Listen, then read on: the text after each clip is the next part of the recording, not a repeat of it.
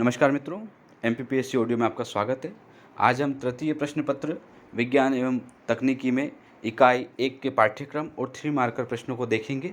इकाई 1 का पाठ्यक्रम कार्य, बल एवं ऊर्जा, गुरुत्वाकर्षण बल, घर्षण बल, वायुमंडलीय दबाव एवं कार्य, इकाइयाँ और माप, दैनिक जीवन के उदाहरण, गति, वेग, त्वरण, ध्वनि, ध्वनि की परिभाषा, प्रसार का माध्यम, श्रव्य और अश्रव्य ध्वनि, शोर और संगीत, ध्वनि संबंधित शब्दावली, आयाम, तरंग लंबाई, कंपन की आवृत्ति, विद्युत, विभिन्न प्रकार के सेल, परिपथ, चुंबक, चुंबक के गुण है, कृत्रिम चुंबक का निर्माण एवं उपयोग, प्रकाश, प्रकाश का परावर्तन, अपवर्तन, दर्पण एवं लेंस, प्रतिबिंब निर्माण, ऊष्मा, ऊष्मा का तापमापन, थर्मामीटर, ऊष्मा का रूपांतरण। पहला प्रश्न है फर्मी। यह एक मात्रक है, इसका उपयोग नाभि की आकार को व्यक्त करने में किया जाता है। एक फर्मी बराबर 10⁻⁻15 मीटर। महत्वपूर्ण 3 मार्कर प्रश्नों को देख रहे हैं मित्रों। इसमें पहला प्रश्न हमने देखा फर्मी। दूसरा है मापन की पद्धतियाँ कौन कौन सी है, तो CGS, FPS, MKS, SI, ये मापन की पद्धतियाँ है। CGS में क्या होता है, सेंटीमीटर ग्राम सेकेंड होता है। FPS में फुट पौंड सेकेंड होता है। MKS में मीटर किलोग्राम सेकेंड और SI में होता है सिस्टम इंटरनेशनल यूनिट। अगला है 3 मार्कर, विमीय सूत्र क्या होते हैं। किसी भौतिक राशि के व्युत्पन्न मात्रक का मूल मात्रक से संबंध बताने वाले सूत्र को भौतिक राशि का विमीय सूत्र कहते हैं। इसे बड़े कोष्टक में लिखा जाता है। इसमें मुख्यतः 3 पद होते हैं, MLT। अगला है गति के समीकरण कौन कौन से हैं, तो गति के 3 समीकरण हैं, V बराबर U प्लस AT, S बराबर UT plus half AT square, V square बराबर U स्क्वायर प्लस 2AS। अगला है बंदूक का प्रतिक्षेपण क्या होता है। तो ये जो बंदूक का प्रतिक्षेपण वाला प्रश्न है, ये न्यूटन के तृतीय नियम का उदाहरण है। देखते हैं इसमें, बंदूक से गोली छोड़ते समय बंदूक द्वारा गोली को वेग प्रदान कर दिया जाता है, जिससे गोली में आगे की दिशा में संवेग उत्पन्न हो जाता है।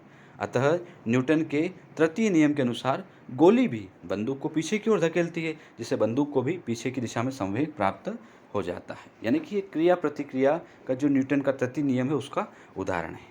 अगला है प्रतिबिंब क्या होता है, तो किसी बिंदु से चलने वाली प्रकाश की किरणें परावर्तन अथवा अपवर्तन के पश्चात जिस बिंदु पर मिलती है या जिस बिंदु से अपसरित फैलती है उस बिंदु का प्रतिबिंब कहते हैं। 2 प्रकार के होते हैं प्रतिबिंब, वास्तविक होता है और आभासी होता है। अगला है रेखीय आवर्धन क्या होता है, प्रतिबिंब की लंबाई बटे वस्तु की लंबाई रेखीय आवर्धन होता है। दर्पण सूत्र क्या है, दर्पण सूत्र जो होता है 1/f equal 1/u plus 1/v। यहाँ पर FUV जो है वो दर्पण से वस्तु की दूरी u है और प्रतिबिंब से दूरी v है और फोकस से जो दूरी है वो f है। अगला 3 मार्कर है ऑप्टिकल फाइबर या प्रकाशिक तंतु क्या होता है। तो यह प्रकाश के पूर्ण आंतरिक परावर्तन पर आधारित युक्ति है, जिसकी सहायता से प्रकाश सिग्नलों को उसी तीव्रता के साथ में सीधे या टेढ़े मेढ़े मार्ग से अल्प या लंबी दूरी तक भेजा जाता है। अगला 3 मार्कर है उत्तल लेंस क्या होता है। वह लेंस जो बीच में मोटा हो और किनारों पर पतला हो, है ना, साइड में डायग्राम में देख सकते हैं आप, बीच में मोटा होता है और किनारों पर पतला होता है, उत्तल लेंस कहलाता है। 3 प्रकार होते हैं इसके, उभयातल, समतलावतल और उत्तला अवतल। अगला 3 मार्कर है रेडियो तरंगे क्या है। तो इसकी खोज 1899 में मार्कोनी ने की थी। ये तरंग दैर्घ्य इनकी जो होती है वो 1 मीटर से 10⁴ मीटर तक होती है। इन्हें बेतार तरंग भी कहते हैं, रेडियो तरंग को। इनका जो उपयोग होता है रेडियो प्रसारण में, टेलीविज़न में होता है। अगला है अवतल लेंस क्या है। यह लेंस जो है बीच में जो होता है ये पतला होता है, किनारों पर मोटा होता है। इसके 3 प्रकार है, उभयातल, समतलावतल और उत्तला अवतल। अगला प्रश्न है धारामापी या गैल्वेनोमीटर क्या है। एक ऐसा उपकरण जिसकी सहायता से किसी परिपथ में धारा की उपस्थिति का पता लगाया जाता है, वो धारामापी कहलाता है। संकेत जो होता है G है इसका। अगला है 3 मार्कर शंट क्या होता है। तो धारामापी जो होता है वो अत्यंत सुग्राही होता है, जिससे उसमें प्रबल धारा बहने पर उसकी जो कुंडली का तार है वो जलकर नष्ट हो जाता है। साथ ही कुंडली का विक्षेप अधिक होने के कारण उसके साथ लगा संकेतक अवरोधक पिन से टकरा कर टूट सकता है। उपरोक्त दोनों हानियों से बचने के लिए धारामापी की कुंडली के साथ समानांतर क्रम में अत्यंत अल्प प्रतिरोध का तार जोड़ दिया जाता है, जिसे शंट कहते हैं। अगला प्रश्न है 3 मार्कर मिश्र धातुओं के गुण क्या है। तो मिश्र धातु अधिक कठोर होती है, अपनी अवयवी धातुओं की अपेक्षा अधिक संक्षारण रोधी होती है, गलनांक प्रायः कम होता है, कठोरता के लिए कार्बन मिलाया जाता है इनमें। अगला है गुरुत्वाकर्षण बल क्या होता है? तो गुरुत्वाकर्षण बल को देने वाले, जो प्रतिपादन करने वाले वैज्ञानिक न्यूटन हैं, इनका उल्लेख जो है प्रिंसिपिया नामक पुस्तक में किया है।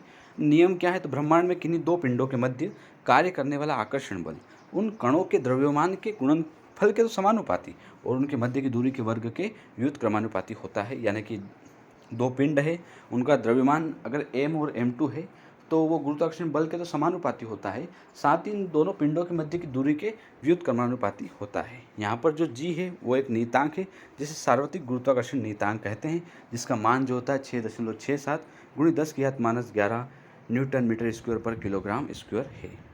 अगला है, गुरुत्वाकर्षण बल की क्या विशेषता होती है? तो ये सदैव आकर्षण प्रकृति का होता है, यह केंद्रीय बल है, यह दुर्बल प्रकृति का बल होता है, यह संरक्षी बल है, यह क्रिया प्रतिक्रिया युग्म में होता है।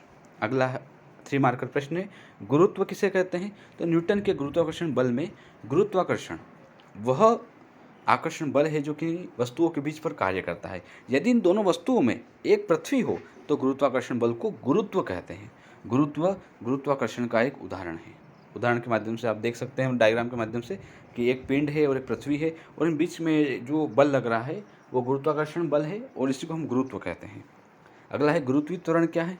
गुरुत्व बल द्वारा किसी वस्तु में उत्पन्न त्वरण को गुरुत्वीय त्वरण कहते हैं। इसे स्मॉल g के द्वारा दर्शाते हैं। इसका जो मान होता है वो 9.8 मीटर पर सेकंड स्क्वायर होता है। अगला है, न्यूटन की गति के नियम। न्यूटन के गति के भौतिक नियम है जो चिरसम्मत यांत्रिकी के आधार हैं। ये नियम किसी वस्तु पर लगने वाले बल और उस पर उत्पन्न उस वस्तु की गति के बीच में संबंध बताते हैं। यानी बल और वस्तु की गति के बीच में जो संबंध बताते हैं वो न्यूटन के नियम हैं।